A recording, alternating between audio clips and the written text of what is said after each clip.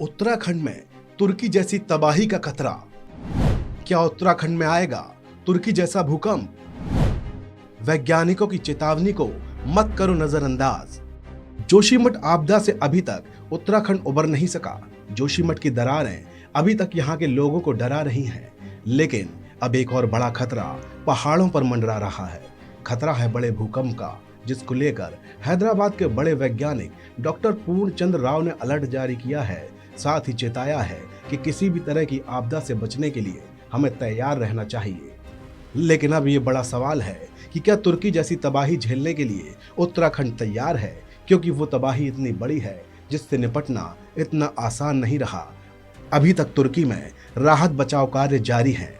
पूर्णचंद्र राव के अनुसार उत्तराखंड क्षेत्र के नीचे काफी दबाव बन रहा है।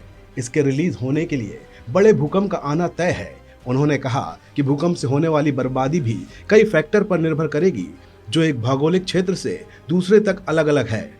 So after 1950 there was no great earthquake in Himalaya, which is what leads us to believe that the stress that is accumulating in the Himalaya has to be released in the form of a great earthquake. If you come to the western side where you have the Uttarakhand and western Nepal area, this region is referred as a seismic gap. Calculations show that the amount of energy that is accumulated because of this plate motion, it can be released only in the form of large or great earthquakes from time to time. This region, which is referred as a seismic gap between, I would say, the Himachal and the western part of Nepal.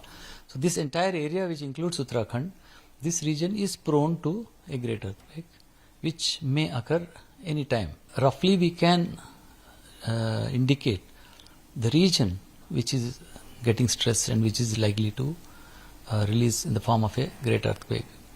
So at present, the most probable candidate in the entire Himalayan front would be the Uttarakhand region and the Nepal region. सुना आपने, तारीख नहीं है, लेकिन भूकंप का आना तय है, एनर्जी का रिलीज होना तय है। यही वजह है कि इस अलर्ट को नजरअंदाज नहीं किया जा सकता। डॉक्टर राव ने बताया, हमने उत्तराखंड पर फोकस करने के लिए हिमालय क्षेत्र में करीब 80 सेस्मिक स्टेशन बनाए हैं। हम रियल टाइम स्थिति की निगरानी कर सकते हैं। हमारे डेटा से मालूम होता है कि ये दबाव काफी लंबे समय से बन रहा है।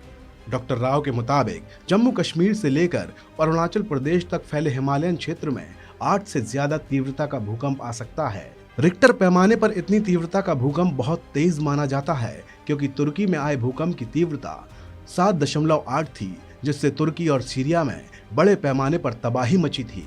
अब तक 45,000 से ज्यादा लोगों की मौत इस भूकंप में हो चुकी है।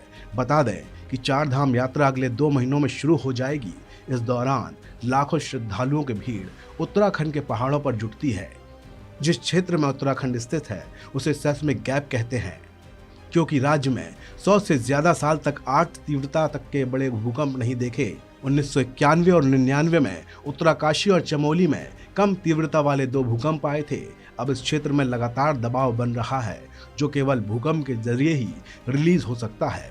डॉक्टर राव ने कहा, इसे रिटर्न पीरियड कहा जाता है। फॉल्ट लाइन वाले क्षेत्रों में भूकंप आते हैं। इस खबर में इतना ही।